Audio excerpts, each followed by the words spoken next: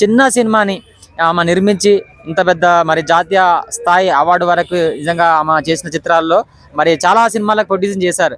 కానీ ఈ సినిమాకి మంచి ప్రజాదరణ పొందడం, అవార్డు దక్కించుకోవడం, నిజంగా కమిటీ రోల్ టైటిల్ కూడా మరి ఆ హీరో కూడా చాలా మంచి సినిమాలు చేస్తున్నాడు. డైరెక్టర్ కూడా ఒక ఈ అవార్డు తోటి ఇంకా సినిమాలు చేయాలని చెప్పేసి, చాలా చిన్న సినిమాలకు ఏదైతే ఆడవు అని చెప్పేసి ప్రొడ్యూసర్లు కూడా నిర్మిస్తే వస్తాయో రావు అని చెప్పేసి చాలా మంది ఏదైతే అనుకుంటున్నారో, సో అవి ఇలాంటి ప్రతి సంవత్సరం కూడా జాతీయ అవార్డ్స్ సెలెక్ట్ కావడం, మరి తెలుగు సినిమాలు అందులో ఉండడం, మరి చాలా సినిమాలు కూడా మన తెలుగు సినిమాలు ఉన్నాయి.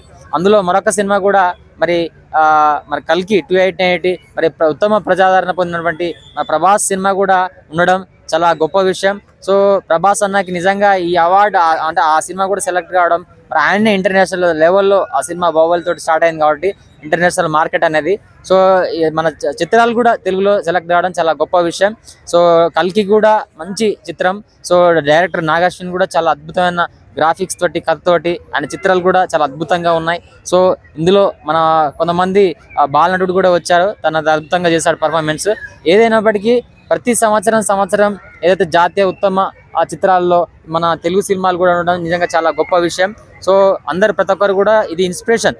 ఇంకా తెలుగు సినిమాలు జాతీయ స్థాయిలో ప్రతి సంవత్సరం కూడా డైరెక్టర్లకి, యాక్టర్లకి క్రియేటివిటీని పెంచే విధంగా, వాళ్ళతో పాటు ఇంకా కొత్త వాళ్ళకి అవకాశాలు దక్కే విధంగా ఈ కమిటీకి రోళ్ళకి అందుకు ఇచ్చారు. సెన్సార్ వాళ్ళు జాతీయ నేషనల్ అవార్డు వాళ్ళు అది ఎందుకు ఇచ్చారు కూడా చెప్పారు. సో చాలామంది కొత్త నటులకి కొత్త సమస్య మీద తీశారు, ఒక టీం లాగా ఉండి తీశారు. సో ఆ విధంగా ఉంది కాబట్టి దీన్ని సెలెక్ట్ చేయడం జరిగిందని చెప్పేసి వాళ్ళు చెప్పడం, అవార్డు ప్రకటించడం, సో టీం మొత్తానికి ఒక సంతోషాన్ని, ఒక జోష్ తీసుకొచ్చింది తెలుగు సినిమాకి. మరి కల్కి సినిమా అంటే ఒక మంచి సినిమా కూడా రావడం, మిగతా కొంతమంది కొన్ని చిత్రాలు కూడా స్క్రీన్ ప్లే రైటర్గా మన డైరెక్టర్ సుకుమార్ సార్కి రావడం కూడా చాలా గొప్ప విషయం. ఆయన ఏదైతే కష్టపడ్డాడో పుష్ప 2కి మరి ద రూల్ ఆఫ్ రైజింగ్ అని చెప్పేసి మరి రన్నింగ్లో ఒక మంచి ఫామ్లో ఇప్పుడు తీసుకెళ్తున్నాడు. సో తప్పకుండా అంటే ఒక మంచి కష్టపడి ప్యాషన్ వాళ్ళు తీస్తే సినిమా అవార్డ్స్ వస్తాయి, ఆదరిస్తారని చెప్పేసి ఇప్పుడు ఈ సినిమా మరి నిరూపించాయి. సో ఇంకా మన తెలుగు సినిమాల్లో కష్టపడి ఎవరైతే అనుకుంటారో ఇంకా మనం అవార్డ్స్ రావాలని కోరుకుందాం తప్పకుండా. సో మన లక్కీ భాస్కర్ కూడా కొన్ని అవార్డ్స్ రావడం జరిగింది. ఇంకా చాలా మంది ఉన్నారు.